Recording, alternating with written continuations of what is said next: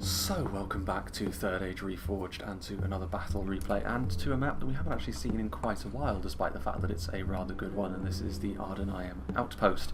So as far as the settlement goes, it's kind of exposed in the sense that there aren't any walls that offer you too much protection around the outside. There are some buildings that you can use for such cover, and mainly it's going to be the elevation which the defenders can utilise their advantage here, and the fact that the choke points involved are going to be quite brutal for the attackers to have to go through. As far as a theme for this battle goes, I mean, it's not good versus evil by any means, but there is some dubious theme I can attribute to this one, and that is kind of north versus south, in the sense that Dale and Mirkwood, who are not too strange of an alliance to have, but they're going to be joined by the Goblins of the Misty Mountains, which is somewhat unlikely in the lore of Middle-earth, but nonetheless they're going to be here as the northern team, which are going to be defending this settlement, and then all of their fellows from further south are going to be trying to dislodge them, of which there's only one evil faction on the attack as well, actually, and those being Umbar, they do at least have ties to good as well. So let's go through the attacking armies first and foremost, being that this is a map that we've seen before and is relatively simple to understand. We shall start off with Rohan, who's playing as Rohan. He's got some Westmark infantry. Rohan are an interesting one. We don't see them too often because a lot of the tactics which are rewarded in the current meta of Reforged don't necessarily suit Rohan at all, in the sense that they're one of the very few that can't rely on a nice phalanx unit to bolster their infantry. Their ranged units don't have rangers involved or any high tier archer of any description really. Most of their range presence comes from their cavalry. They do have good throwing projectiles, but this isn't really enough to make up for their shortcomings elsewhere. And the fact that they are one of those cavalry-centric factions, non-multiple HP cavalry, as I've said time and again, is not really worth its weight in Reforged at the moment, which is part of the reason why Canned is still effective, because every time we see Canned, you'll note that they actually bring their infantry-focused builds, which are still somewhat effective because of their armour-piercing focus and the fact they have some tanky units. Rohan, they're much more difficult to play in this regard. They still have some good infantry. Westmark infantry are one good example of that, in the sense that actually in terms of their ability to kill enemy units and their melee defense values are actually better than a lot of equivalent sword and shield units from other Western kingdoms. They're fairly expensive for what they offer, but they still have that in their favour. The Helm's Hammers are a very good unit of armour-piercing infantry as well, fantastic shield value also, somewhat of an outlier in the Rohirrim ranks in that regard. Medicell Guard, I mean, this is one area where Rohan do excel on foot. Their throwing projectiles are really very good, and the Medicell Guard are the pinnacle of that, being that they are a very strong unit of javelins, and then a really strong unit of infantry as well, so a good multifaceted unit. Very unsurprising to see them brought in this situation. Riddermark Spears are very basic as far as spears go. I mean, there's nothing wrong with this unit per se, but it's just that Rohan are very reliant on this kind of unit, and it leaves them a little bit lacking in terms of their damage dealing potential on foot, but that shouldn't be too surprising. We've got some Riddermark skirmishers, javelins on horseback, as well as two-handed axes on horseback as well, which it makes them very good cavalry hunters in that regard.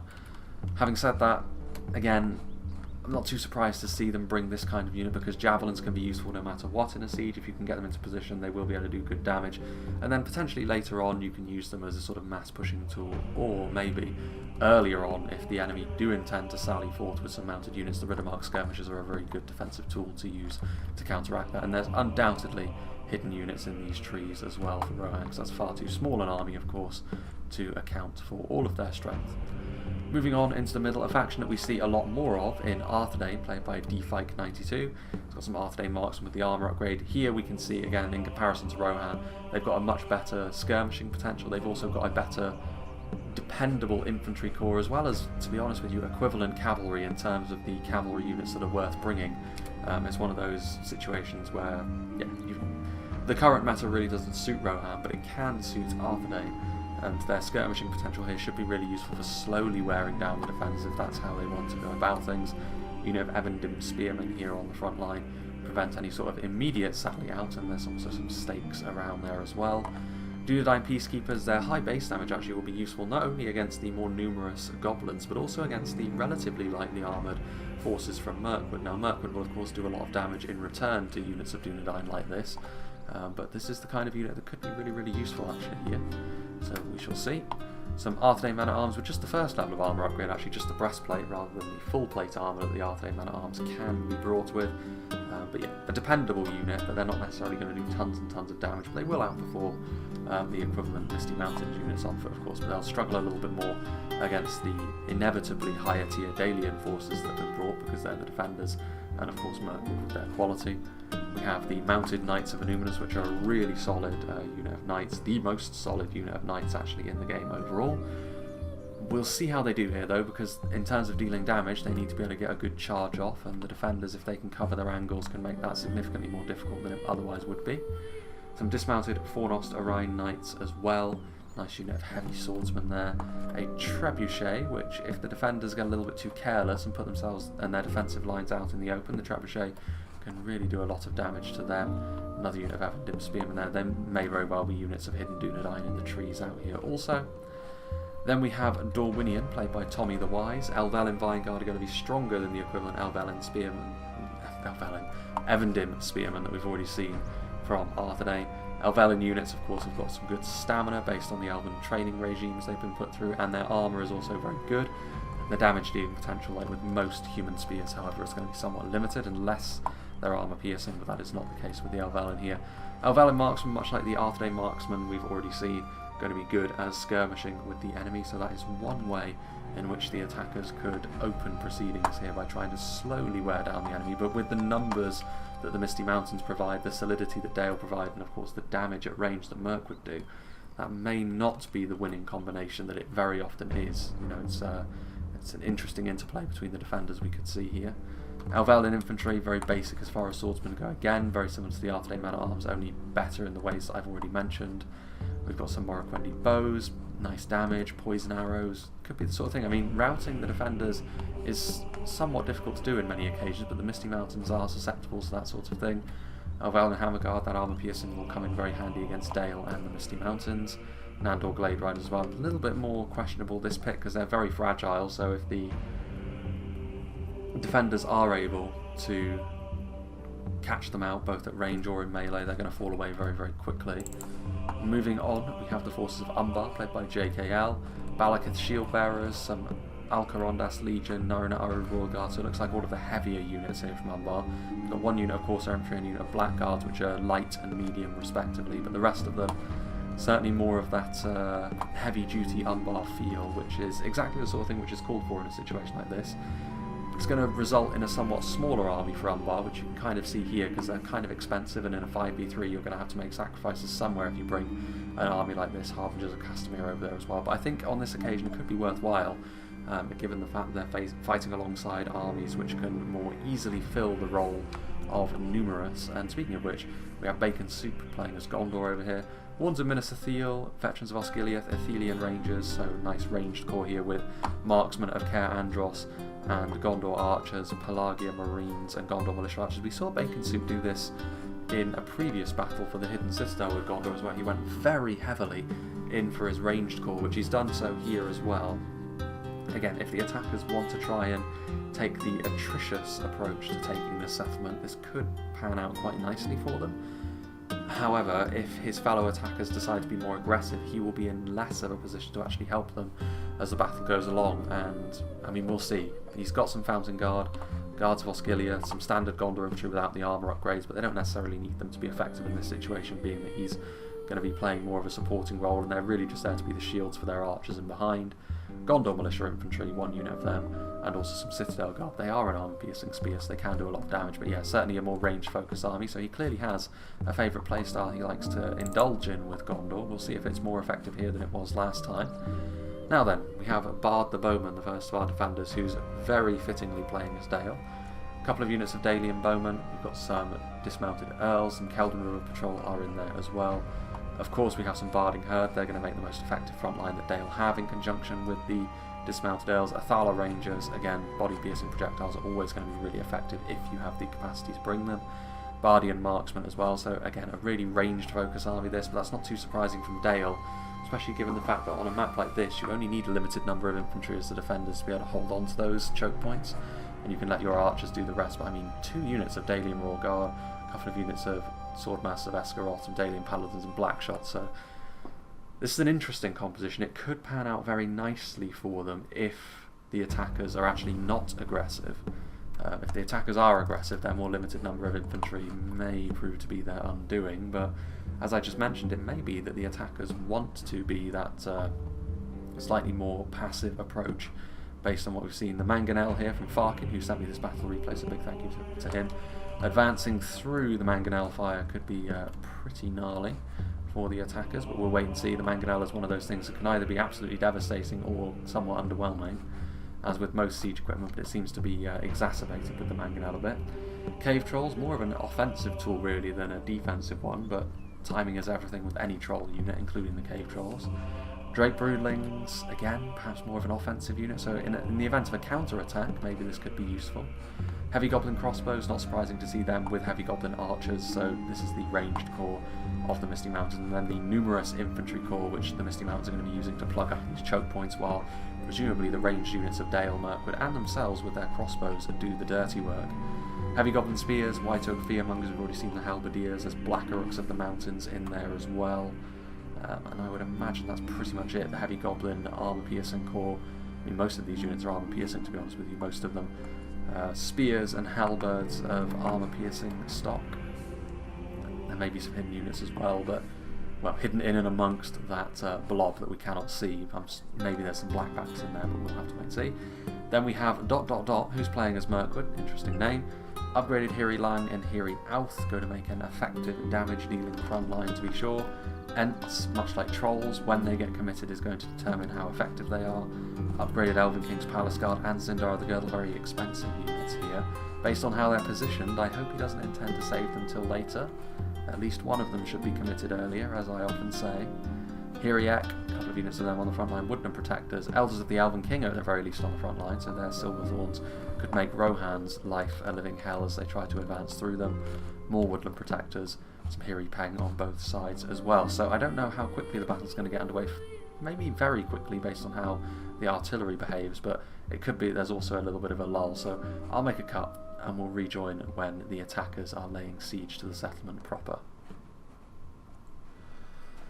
So it begins. The Rohirrim are just in front of the Mirkwood position here. The Elders of the Elven King looked like they were going to shoot initially, but they've decided against it in the end. Now from the front, excuse me, we've got Arthedain and Dorwinion, of course, and then coming in from the side, we are going to be seeing the other armies, Umbar and Gondor.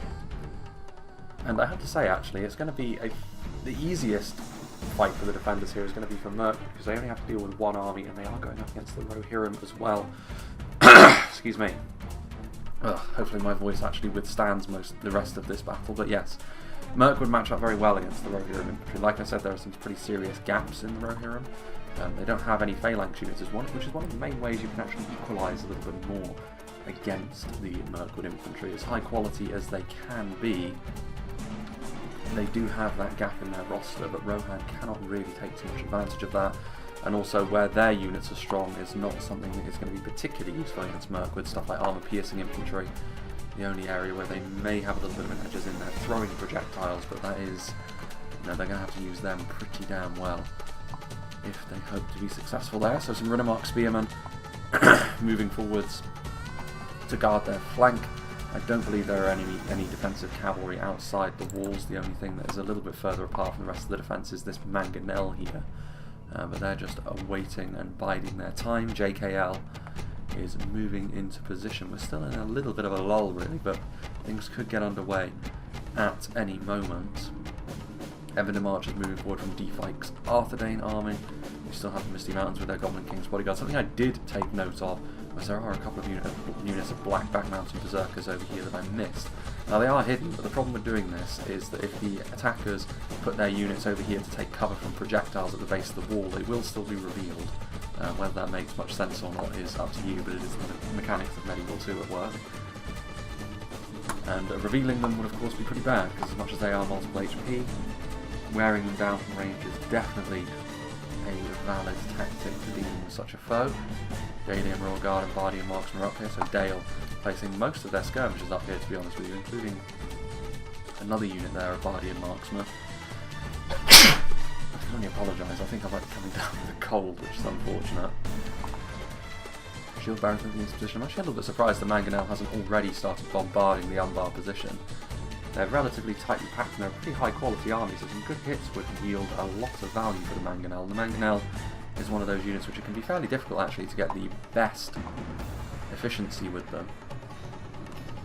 Heavy Goblin Spears starting to take a little bit of damage from the first volleys from the attacking archers, which is not something that the defenders can afford too much of. Yes, the Misty Mountains can absorb more casualties, even on the defence, than most factions can, but you can't really afford to take free kills in the way they're currently doing. A volley from the Kelvin River Patrol as well, wearing down spears just a little bit more so. And as I mentioned, this is one of the ways in which the attackers can have quite a lot of joy here, based on the kind of army compositions they've brought, skirmishing down the defenders, whittling them down, and then attacking later when they are significantly more worn down.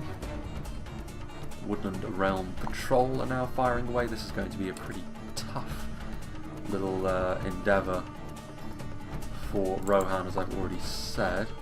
Mangonel still waits. The Bardian Marksman starting to fire on some Corsair fencers that are pushing forward pretty close now to the lines. We've got some Corsair infantry in position, taking cover from the Dalian archers, but they shall, well, the Dalian archers up on the hill anyway, will have no such luck against the ones that are on the same level of elevation as themselves. Corsair infantry is taking a pretty hefty amount of damage, as you would expect. I mean, this maybe isn't the best use of ammunition from a Dalian perspective. I mean, they can't just sit here and take more range damage without any kind of response. And the Dalian bowmen can be used as a somewhat decent bulwark in infantry as well. Or in melee, I should say. Meanwhile, Elvalin Vinegard here at the front, still the Arthedain archers.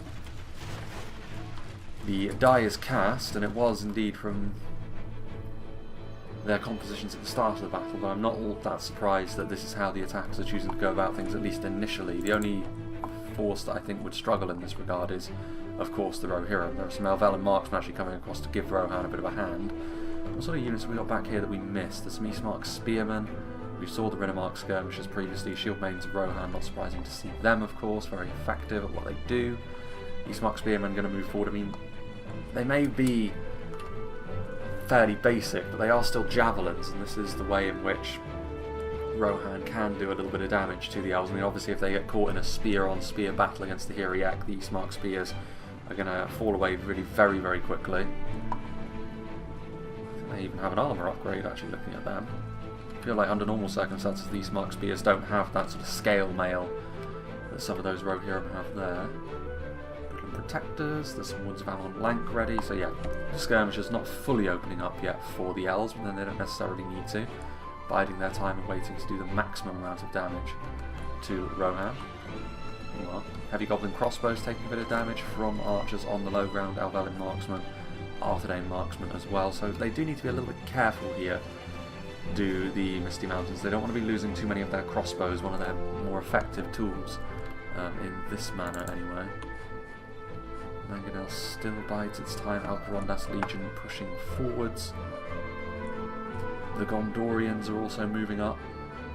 Bacon Soup somewhat splitting his forces, I think some of them approaching from this direction, so yes, he's sending more or less half of his army to help Umbar, the rest going through the middle, so certainly the largest force from the attackers by far, really, is going to be attacking from the front, which is going to be the job of the Misty Mountains army to try and marshal that. Heavy Goblin Spears taking a bit of damage. White Fearmongers will be effective against most of the foes they're facing off against today in melee, provided they don't get whittled down too much by this initial skirmishing phase that the attackers are engaging in. Well, looks like there is a little bit of a fight going on here in melee. Like I said, several layers of spears, including dedicated melee spears as well as the javelins. Hiriak charging in and forcing the Rohirrim back again, this game of cat and mouse that's being played.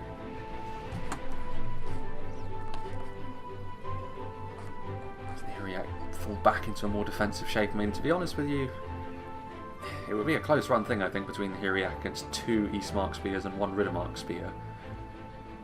But with some of those javelins coming in, you'd give the edge there to the Rohirrim based on sheer numbers and the fact they have some ranged support in place. But the Hiriak is so much better than these Rohan spears in melee. The Westmark spears are a little bit more like it. Back over here, even they would lose a one-on-one fight. They are at least a little bit more on the level. It's not too surprising to see the attackers go a little bit more numbers heavy there. we seeing the mangonel start to fire? Not just yet, actually. It does look as though the mangonel has fired, and we merely missed it. That was a pretty effective shot by the looks of things. Plenty of Balakith Axeguard and Corsair Blackguards have been made significantly more crispy than they were before. And Umbar as a result are going to fan out their army rather than keeping them in a dense blob, which is definitely wise when you're under the watchful eye of enemy artillery. Mangonel is a much more fickle beast than even the other artillery is known for being, but you can't really tempt fate too much by presenting the perfect target. Gondor archers starting to fire in, still trading blows with the Dalians, but Dale, when they're able to spend this much money on their archers, are certainly able to skirmish very well. And of course Bard the Bowman invested a lot in his archers in much the same way the Gondorians did, so as much as the attackers will fancy themselves the favourites in a long-term skirmish battle, Dale will give them a damn good fight doing so, and certainly blunt the effectiveness of this kind of thing. The Grey Company are moving forward. I mean, this isn't really the sort of move I would make. The Grey Company are very fragile, they're very damaging, but sending them right in front of the Dalian line like this is not ideal from their perspective, and they're also drawing the attention of other archers up on the hill as well, Morbardian marksmen, so yeah, that didn't really go too well, and that will be a foe that the defenders will be most glad they don't have to deal with later on. Another melee assault, this one a little bit more substantial from Umbar than sending forward some javelins to skirmish with the enemy like Rohan are doing on the other side. Alcarondas Legion being met swiftly by the dismounted Earls of Dale that are in behind.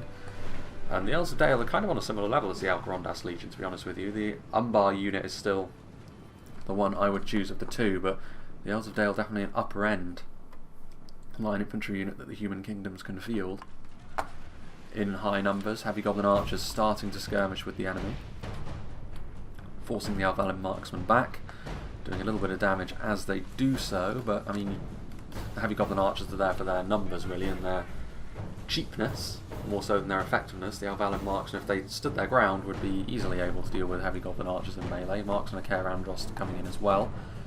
An upper end unit of archers from the Gondorians starting to make their presence felt. How is Mirkwood getting on over here? Still, Joran, unsurprisingly, is taking this tactic as well of trying to move in and soften the elves up with their javelins. The elves, of course, with smaller armies overall, so each elf lost is worth more than any other faction on the field, and javelins are a good way of dealing damage fairly quickly, and Rohan need to do this because in a straight up slogfest here, if they got caught in this choke point, a combination of the Mirkwood quality in melee and the support of their nearby archers and their own javelins and the woodland protectors over here, would only lead to one victor. There's a few Dorwinian units in the background that could give them a bit of support, but again, Alvelin units are more functional rather than outstanding.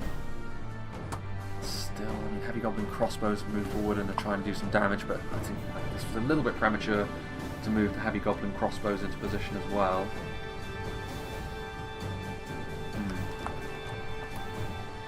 Alvelin marksmen waiting. As for over here, Gondor archers still in place, still skirmishing with Dale to a certain extent. The shield value on the Earls of Dale actually isn't as impressive as you might think, but their armour makes up for that to put them really on a level when it comes to dealing with ranged foes for this tier of unit. Barding Herd also being covered by those shields. The rest of the Dalian archers so far willing to bide their time and conserve their ammunition, hoping that they can withstand the slow punishment that Gondor and Umbar are subjecting them to over here with their archers. Dale are responding in kind with some of their Bardian marksmen that are up on the hill. What are they shooting at though? Gondor militia archers, not really a worthwhile target if I'm being honest. Damage being done, but not in the most effective manner. Still not much happening over here either. I feel as though, based on, I mean, it's not the longest battle on this map we've ever seen, so I can only assume once the skirmish phase is over it's going to turn into a bit of a bloodbath pretty quickly. Eastmark Spearmen struggling here against the depleted Hiriak, admittedly, so the Eastmark Spears have actually done a pretty good job at their primary objective. Now they're just going to be here to try and prop up the slightly more substantial Riddermark Spearmen in melee, and the Hiriak will be overwhelmed here, so it's a good play from Joe around this, considering, like I said, he had probably the hardest task from the start of the battle initially. Eastmark Spearmen moving in support as well, Woodland Realm Axemen moving in, that will change up matters somewhat. Against light and medium units, Single-handed axemen such as this, dual wielding or no, are going to be very effective, and the Riddermark spears will certainly not enjoy being in melee with them, but they're also fairly vulnerable to ranged threats, including the nearby Eastmark spearmen, should they choose to be used here. There's also other heavier Mirkwood units ready to be committed should the need arise. We hop over past the Sauron statue. Dale moving forward in a counter-attacking motion, going into the Gondor militia archers. I mean, this unit of Earls will hack their way through Gondor militia archers with relative impunity. There's some blackguards trying to get in position as well, but they've already taken a bit of damage, and indeed looks like they're going to be engaged by a unit of out-of-ammunition Dalian bowmen. Like I said, they are fairly decent in melee. You know, they can hold the line. They're not going to be the best at dealing damage per se, but that won't be too much of a concern, I don't think. Dale just pushing forward to try and take care of some exposed skirmishers here, and this is the downside to bringing such a skirmish-heavy army, like we've already said, of Bacon Soup's way of thinking in the last battle we saw him in. It wasn't his fault that the attackers lost that one, in all fairness, but there are just certain things you're going to be good at as an attacker if you bring an army like that, and withstanding counter-attacks is not one of them, as we saw that time and as we're seeing to a slightly lesser extent this time. Alcarondas Legion are now engaging with the Elves, and the Elves are a little bit exposed here. They can take some hits in the back, and the Alcarondas Legion will be slightly their superior in melee anyway, so this could go a little bit pear-shaped for Dale if they're not careful. A little bit of support coming in from the Dalians as well. Yeah, there you can see Corsair Fencers using their throwing projectiles very nicely into the side of the advanced Earls of Dale. We've got some standard Gondor infantry moving in, who again, armour upgrade or no on the Dalian Bowmen. The Gondor infantry is still a dedicated unit of melee infantry, so it's much more their wheelhouse being involved in infantry on infantry violence like this.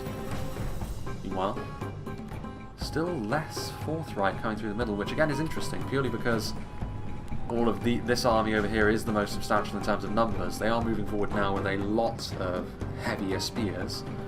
This will be their first engagement. There's a lot of armour piercing waiting for them, so this won't be the most effective assault, but it will get the ball rolling for the attackers over here as well, which will mean 13k frames in, every choke point is now being pressurised by the attackers.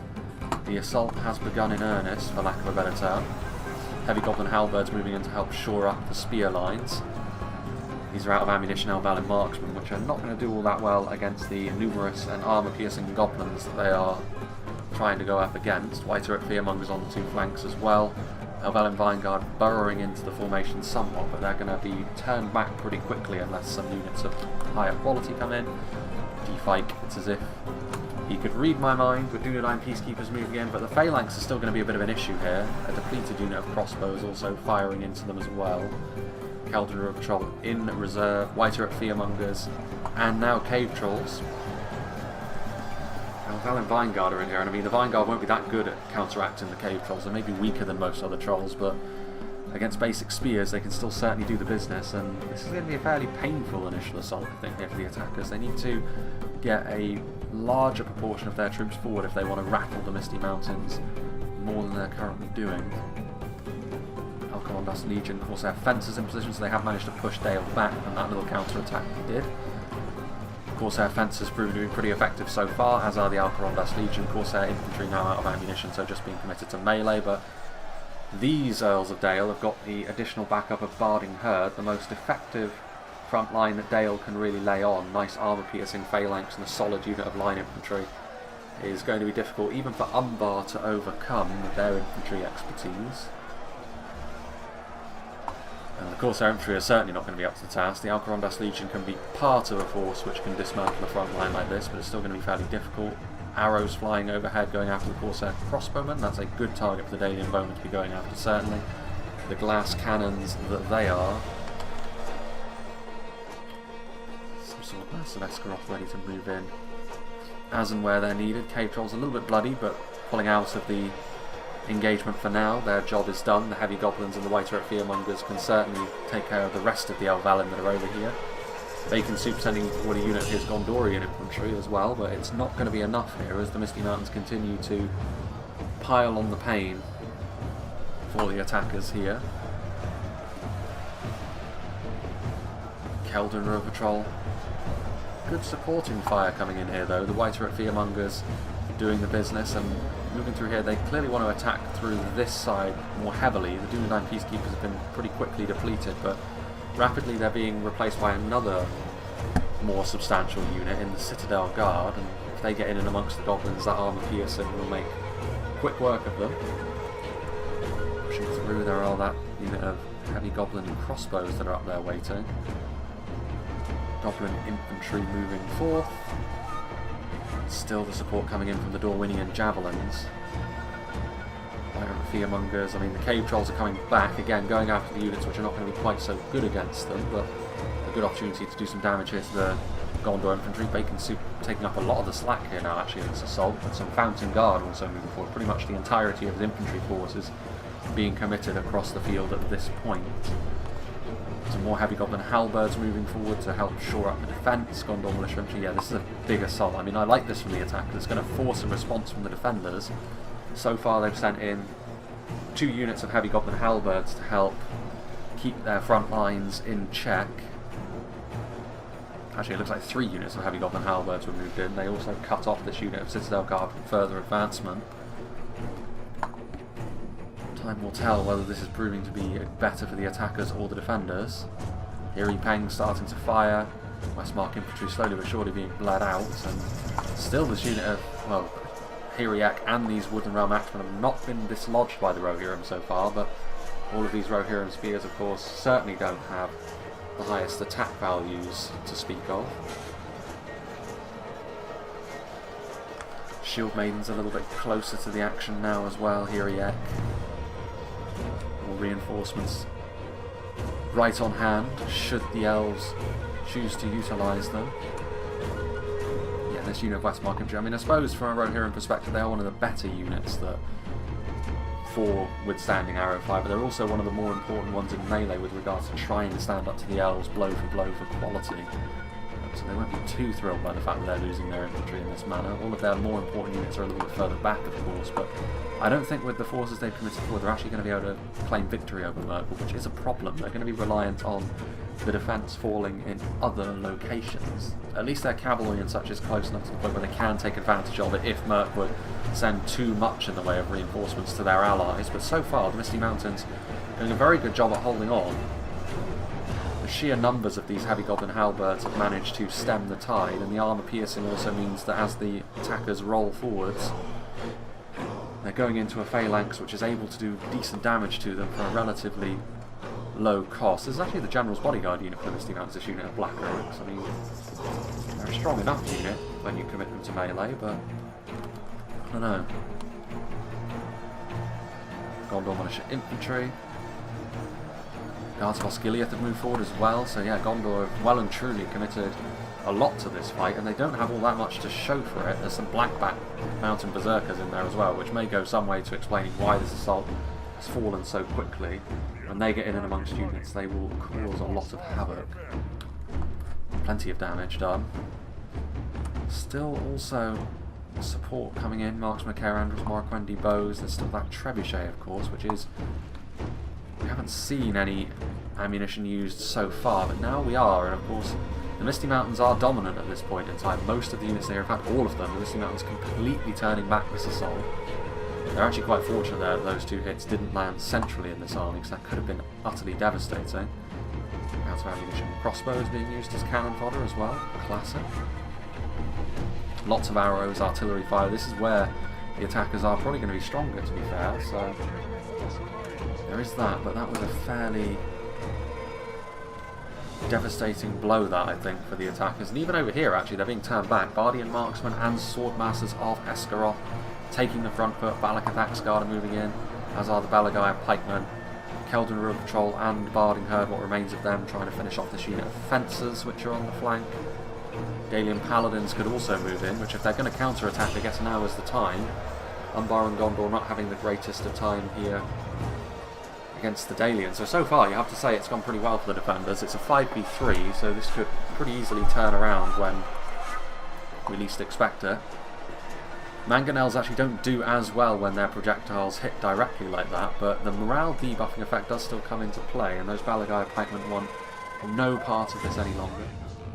50 good fighting men running for the hills. speaking of which, they're being pursued by the very scary Dalian Paladins, who will make exceptionally quick work of a unit like Gondor Infantry with those great maces of theirs. They will also make the most tempting target, however, for all of the skirmishers that are in behind, but the attackers may still have some fences revealing themselves. Also, fences will be just the thing. Balakith's shield bearers trying to split the Dalian Paladins somewhat, and actually having some success. Not a bad move there by Umbar to do that, because now the Dalian Paladins are scattered, and they're being engaged by multiple units, which is not ideal from them, but they are still going to go down swinging, and to be fair, there could be reinforcements coming from the Barding Herd and Swordmasters that are mopping up the frontal elements of the Umbar army. River Patrol going to be victorious against the last remaining fencer, and another unit also moving in, so we get more javelin support for the defending front lines. Well, the Goblins moving in, it's a more linear front line this now, which I'm not sure who that's going to favour, but certainly heavy Goblin archers and crossbows that are out of ammunition are not going to be able to achieve all that much in melee. They do have some Goblin King's Bodyguard in there as well for a bit of quality. Cave Trolls moving in as well. Again, none of these units that they've got on the front line are going to be all that good against Cave Trolls, so the timing of the Misty Mountains Trolls has certainly been on point in this battle so far, I would say. Alvelin Marksman just in behind, getting ready.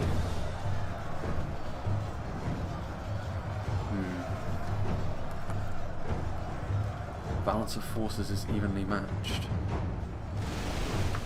Oof. That, however, is exactly the sort of thing which the attackers are going to need more of. You can see here that that is also exactly the sort of thing which is going to cause the Goblins to rout. Defenders or no, old habits die hard. Here's still not much movement from Rohan, but like I said, it's not that surprising. But they may need to just throw caution to the wind here. And actually, do they want to throw caution to the wind? I'm not sure they do, because it's not as if Mirkwood have siphoned off a lot of their support to help the Misty Mountains or Dale as of yet. And if that's what Rohan are waiting for, then they may as well commit to that idea and wait for the opportune moment. But if they do continue to wait and it continues to go badly for the attackers elsewhere, then all of that waiting will be for naught. Westmark Infantry moving in. I mean, they may very well be able to finish off this battered and bruised unit of Woodland Realm Patrol, but that will be cold comfort to their allies. Finishing off a unit of 16 is not going to be viewed as the kind of military success that they need it to be. Having said that, it does look as though Mirkwood are starting to send over some support to the middle here, seeing that the Misty Mountains won't be able to hold on indefinitely. And indeed, already starting to rout as well. I mean, a lot of these units on the front line are just basic ones for the attackers as well. Poison arrows that hit them in the back are not only going to debuff the defending morale, but also theirs. Elven arrows hitting them. A constant threat of their own artillery hitting them in the back as well. So far, the attackers not able to make the kind of inroads against the defenders that they would have been hoping for. Most of the Goblin banners at this point are pretty heavily bloodied.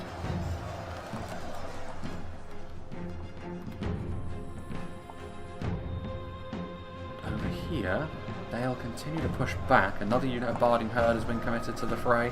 Going to be able to finish off this unit of Alcarondas Legion. I'm not sure how much Umbar truly have left, but the same could be said of Dale, I suppose. No, Dale are going to be outright victorious over here against Umbar, which is a bit of a letdown here from an Umbar perspective, considering they have a little bit of Gondorians in force as well. Quality of Dale, though, too much. I mean, to be fair, the most emphasis for the attackers in terms of success has to come from the middle. They've got basically 2.5 armies there, 1.5 was here, and 1 over on the other side. So you can't expect too many miracles from the side assaults when you consider, especially over here, this is probably the best area for defending skirmishers to set up and do tons of damage when you consider Thala Rangers have been on station, Blackshot Dragon Slayers, Dalian Royal Guard, all of the rest of Dale's ranged arsenal, including their basic javelins. So for Jake Hale, it wasn't the easiest fight either. So the attackers really were depending on the middle assault going well, and you have to say so far it hasn't really panned out that way. The Misty Mountains have withstood pretty nicely. Rotting meat being utilised. But the Corsair Fencers sideswiping this unit of Barding Herd.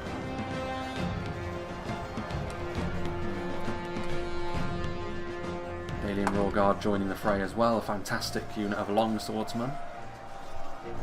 In conjunction with the Swordmaster of Esgaroth and a few remaining Dalian Paladins, that should be enough to finish off the admittedly very scary Harbingers of Castamere, but they're going to be overrun, I believe. Here are some routing Goblins from the artillery action we saw elsewhere. Was that the Umbar General? I believe it may very well have been.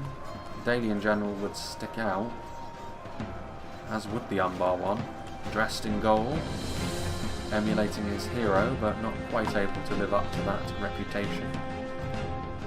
Right, let's see what's happening here in the middle. Like I said, the most important battle for the attackers to try and be victorious in. Trying to find some gaps for their mounted divisions, but it's going to be very difficult because most of the Misty Mountain defence is comprised of armour-piercing spears and halberdiers.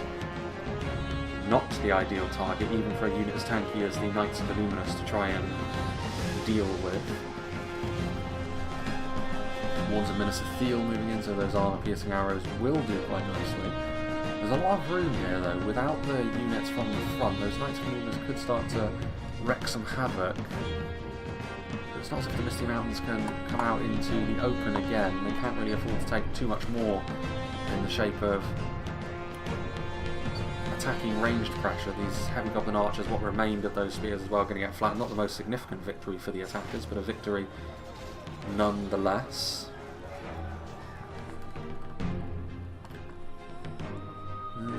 Why are Fearmongers moving back? But that will again attract the attention of attacking archers, surely. Or will it? Will they be able to catch up to the Knights of the Luminous by stealth? No, they won't. And unsurprisingly, the Morroquendi bows do spot them. And actually, with them turning their back, the lances come down and an opportunistic charge is mounted, which initially will yield some results. We need to get out of there pretty quickly, otherwise, much in the same way that that man found out, you will start to lose riders. Out of ammunition, Arthedain marksmen pushing forward to cover the cavalry's retreat, in addition to a unit of Gondor militia infantry. They will be able to overwhelm these White Turret Fearmongers, the numbers being what they are. What do the Rohirrim intend? The Ents are being committed. I mean, that would suggest from afar that Rohan are a little bit more serious about moving in, but perhaps not. I mean, their infantry maybe is here in higher numbers than it was previously, but that's not saying too much, and the Elven infantry still has yet to be fully tested over on this side. Defeat is almost a certainty for the Shield Maidens of Rohan.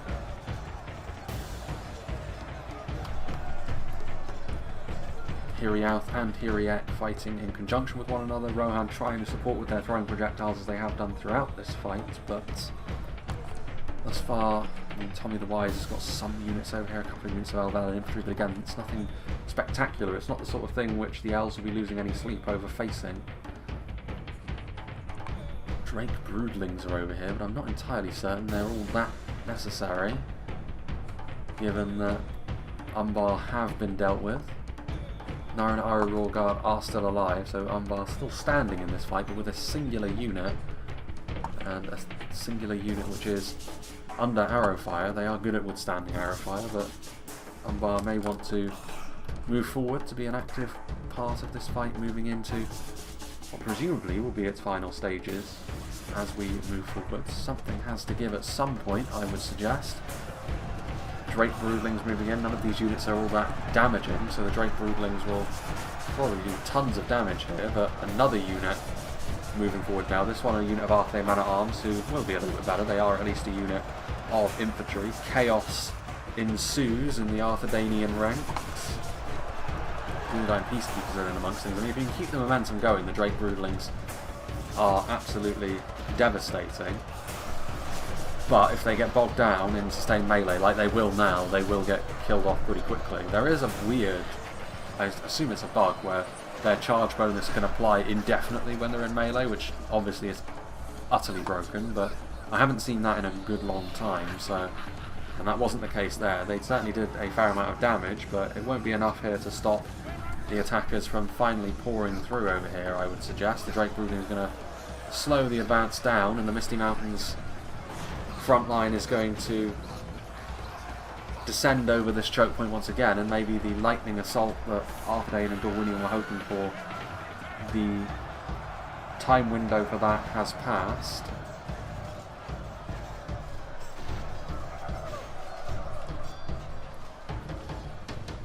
of those, and again there's a little bit of elven support now as well, a unit of Hearing Out and in amongst things over here. And again, when a strong front line is laid on, that is going to be enough to draw the attention of that trebuchet. And of course with Dale victorious against Umbar, Dale can also send their forces over here now to attack, which is the problem. They committed a lot of their forces over here, but the more units that are going to be siphoned off from the side defences to the front, the less that decision is going to make sense in the long run for the attackers. Dismounted Earls, I mean, that trebuchet at this point can be the difference between victory and defeat, I think, for the attackers. If they land a few really nice hits right into the middle of this force, it could be devastating. Another good hit there. The Drake Brooding is going to die off pretty quickly, but not before causing a bit of havoc again in the midst of that attacking position. And this may be another assault which completely comes to nothing. Gondorians in support with their Pelagia Marines. Projectiles flitting back and forth, but more so from the attacking side, which will give them cause for optimism. Elval and Hammerguard moving in, victory seems certain. Iri Peng in support, the Ents a little bit scattered from one another. I think at this point, to be honest with you, given the lay of the land, Rohan need to move in a little bit more fully, and it looks as though that's kind of what they're doing. Medicel Guard, more Riddermark Spears, some Westmark units are making their appearance on the front line, but the Elves are also counter-attacking in a little bit more messy a fashion than Dale did on the other side, but maybe that will be enough to cause panic in the Rohirrim ranks. Some Riddermark skirmishers in behind. Obviously intended, I think, as a dual-purpose unit, whether using javelins on the defensive line or used as protection against cavalry sallying out from the defenders. They're going to not be used for the latter, of course, exclusively for the former. Valiant Infantry, Riddermark Skirms, Shield Maidens of Rohan, firing their throwing axes in there to the Hiriouth. Woodland Protectors, the Wardens of Ammon Lank, firing from afar, trying to hit those units that are in far support. Dorwinion sending over what infantry they sent to help Rohan now into the fray. Medicel Guard are very close to the action, already bloodied as well, so I can only assume Mirkwood have somewhat focused them down with ranged units. There's still elven reinforcements that can be committed, so once again, emphasis is on this assault for the attackers. Elval and Hammerguard are a significant unit to commit forwards, but again, I mean, these heavy Goblin halberds are very depleted by their standards. Seeing as they start off with 250 and have only 77 remaining, is a large portion of their unit is gone, but these kind of reinforcements still able to shore up the line and keep the defenders fighting in these positions. We are now more or less into the final 10k frames, and so far the defenders will be feeling pretty good about their chances. Blacker Rooks of the Mountains wait. Thala Rangers, if they still have a bit of ammunition, even if it's just 1 or 2 volleys, that could be the sort of thing which also is a big determining factor on the battle. Knights of Numenor moving over here. Someone has admitted defeat, which I would assume to be Umbar, because they were the ones that didn't really have anything left remaining to them. I mean, the Knights of Numenor has taken a long way around. I'm surprised they didn't do this previously, to be honest, when the counter-attack was underway. It was a good opportunity for them, I think, to get some good hits. You don't want to be chasing down units that are already routing. It's fine to flatten this unit of 9 River Patrol on the way past if you want to. They don't get away with it then, idiots. It's going to be interesting to see if the defenders have noticed this and what their response will be, because even though there's 15 of them left, a little bit depleted, a hammer and anvil strike on that front line could be exactly the sort of thing which will send in particular the Goblin elements routing. It does look as though they are going to be in. The Blackshot Dragon Slayers will see them. They are going to be able to get in behind that unit of Barding Herd. The Lancers do come down, so the charge will connect with the Barding Herd fairly effectively as well, but it won't be against the target they wanted to, and they will lose 4 more riders as a result of being in and amongst a unit of healthy halberds. And now the Lancers come down once again. They'll be able to do some good damage there to the Daily Roar Guard, but their hit points actually are relatively untouched unit of Daily Roar Guard, means that they will mitigate the initial damage. And the Sindar of the Girdle now utilised defensively, and that will be the end of the Knights of Lunas. Sindar of the Girdle actually more suited for fighting against other cavalry with their spear bonus. They're less effective off the charge, marginally, but better against other cavalry. The Sindar of the Girdle in general are very, very effective when they aren't being whittled down from afar, like most other Mirkwood units are, to be fair. Meanwhile, Pelagia Marines getting into melee, but they aren't going to be the difference between victory and defeat, unfortunately, for the attackers. Things still progressing as they were. And further back, we've got the Vets of Osgiliath. Arthedain still have a force, but they've probably only got one last big push in them, and at this point I'm not sure whether they're going to have the reserves to really make that count. Westmark Spearmen pushing forward. I mean, over here, this is a little bit more substantial now. Helm's Hammers, and unsurprisingly perhaps, this is going to be what draws Mirkwood into a more full engagement. Palace Guard and Hiri Lung getting onto the front line. All of Rohan's quality. I think Joran probably senses the fact that it's kind of now or never, so he may as well roll the dice and send most of his effective units in to see if he can at least buckle the Elven lines and maybe help what will likely only be Arthedain in the central point. When all is said and done, Wards of Ammon Lank have got a pretty good shot though into the side of these advancing units. The purple and green clashes with one another rather severely, doesn't it? Well, that unit of Royal Guard moving in. Bit of Dalian support here for the Mirkwood Elves. And they will be pretty damn good against Rohirrim infantry as well. Nice base damage on those longswords. Limited armour. Oh dear. Are they going to charge in?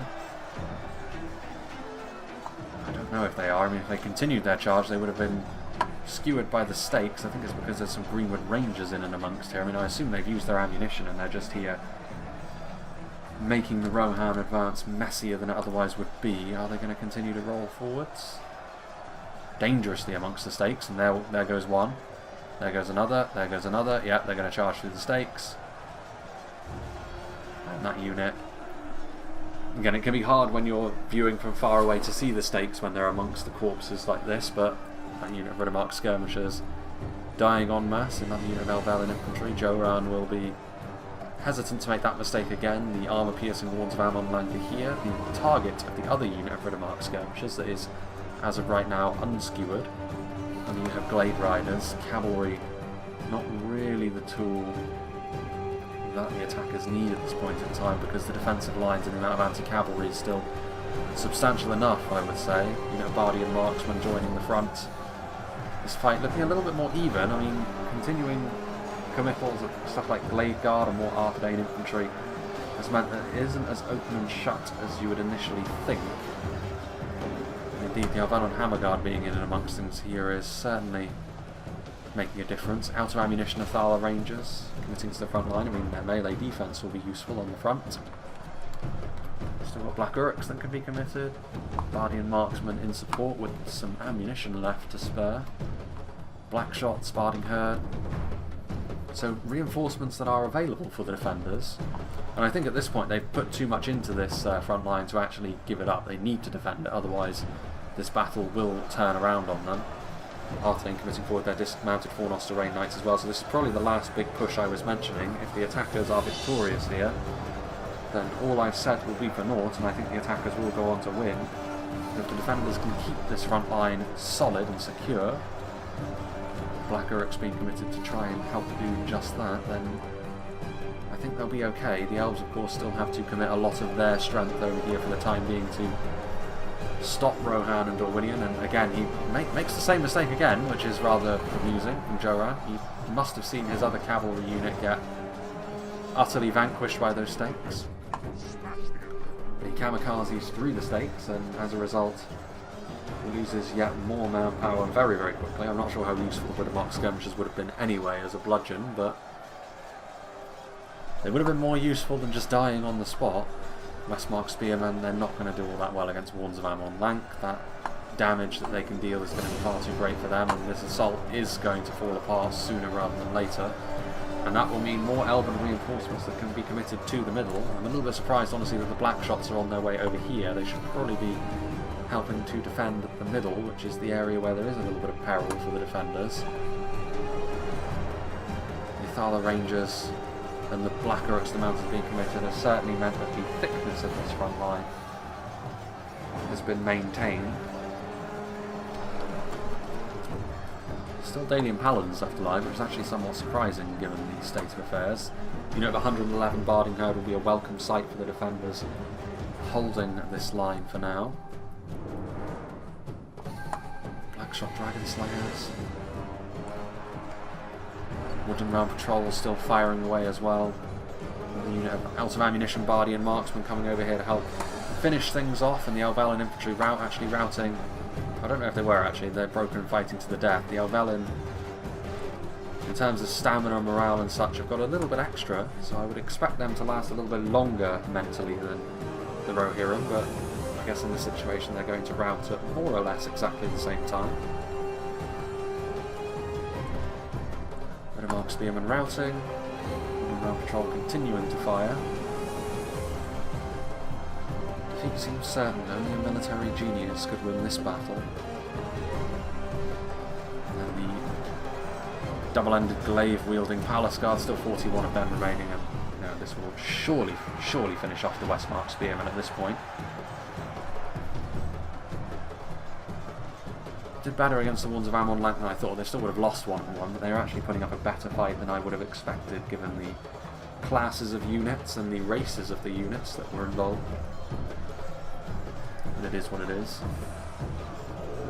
Interesting set for the Palace Guard. They're still fighting as well. I mean, the Westmarks are the upper end standard units that Rohan can field, so it perhaps shouldn't be too surprising that mentally they're able to withstand a little bit more punishment than the units that we've seen previously.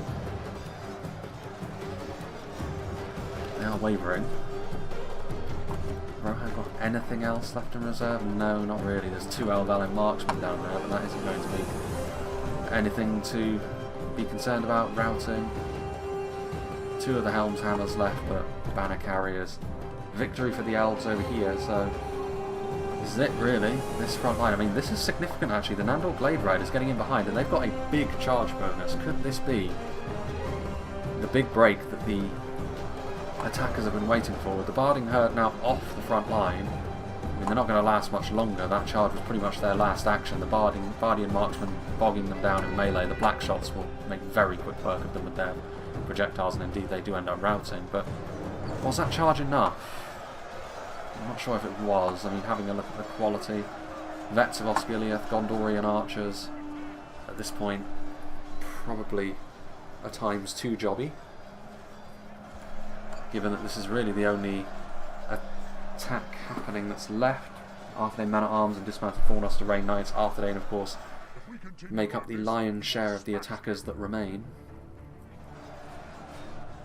And this front line is actually going to falter, I would suggest, if things continue as it is. I think the only reason it says victory seems certain is the presence of the Barding Herd, and they are steadily being depleted, but I mean, the addition of the Blackshot Dragon Slayers and the Dalian Royal Guard, lots of quality from Dale, will help. I mean, the Misty Mountains are more or less gone actually, but then they had to fight the most substantial force. Dale are now having to pick up the slack to take the defenders across the line here, in addition to what elves will come over here. Elves of the Elven King making their way across. Yeah, and I don't think the attacks are going to have enough to break the defenders here. And a well-organised defence and an attack which didn't distribute its strengths as well as it needed to, I think. And ultimately, the kind of traditional thinking where I suggest that the attackers need to be hyper-aggressive maybe doesn't apply here because of the more skirmishy focus of a lot of the attacking armies. But maybe that proved to be a problem for them in the end as well. They just haven't had the military bulk in melee that has been necessary to try and prize all 3 of these very different defending factions. Like I said, they have a lot of very different strengths. Misty Mountain's much more numerous and about that armour piercing. Mirkwood obviously much more about that quality with vicious range support, and Dale much more about being that solid, heavy armour, mid to high end look that a lot of the Western Kingdoms of men, or should I say Northern Kingdom, in Dale's case, are well known for. Very different conundrums to have to try and solve for the attackers, and in the end they've ended up solving really none of them.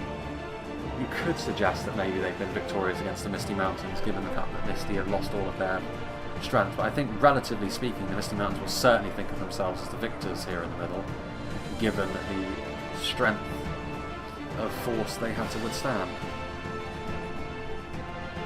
Into the Minister Thiel, still 12 of them.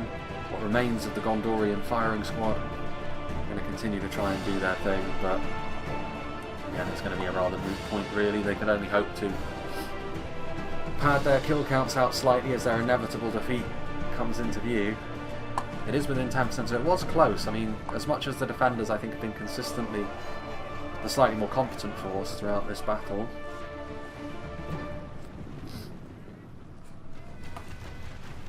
they've always been hovering just a hair's breadth away from ultimately the battle going in the traditional way of 5v3, so I think they've done a really good job actually to maintain their dominance throughout, and that has proven to be the difference. The Gondorian general cleaved in twixt by a Dalian Royal Guardsman.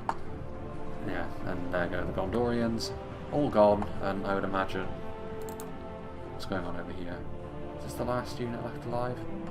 The star, the red star that we can see. What was this? No, Westmark Spearman.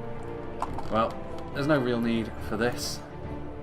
Probably going to admit defeat sooner or later, but yeah, I think a well-deserved victory this for the defenders, and a good showcase actually.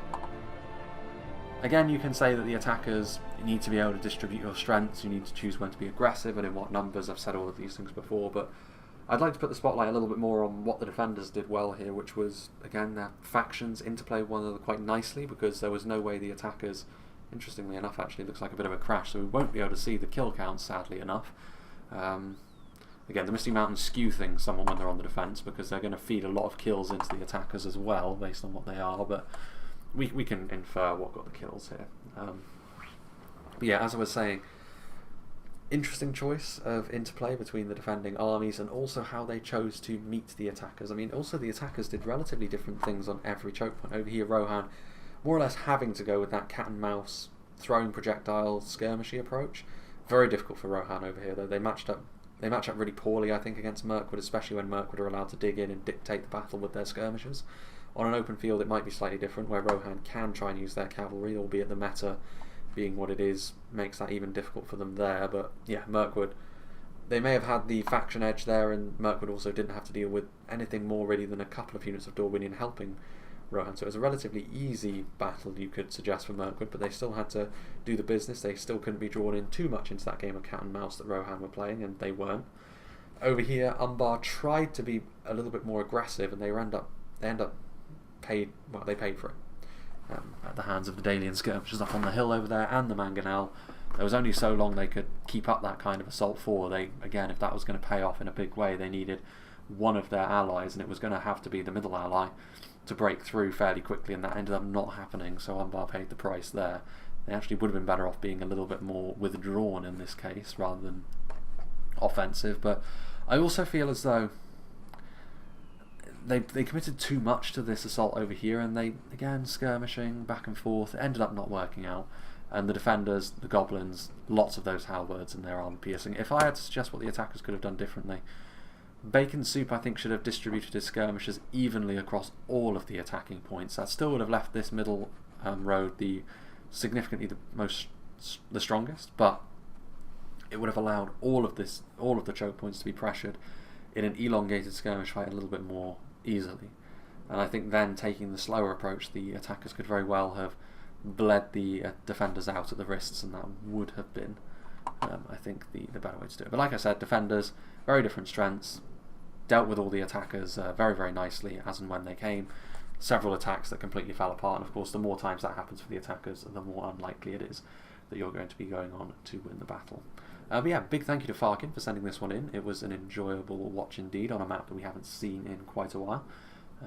So yeah, big thank you to you, big thank you to all the players as well who are part of this battle replay. As for what's coming up soon, I've got some replays that were sent to me in Reforged once again, one in Austin Airy.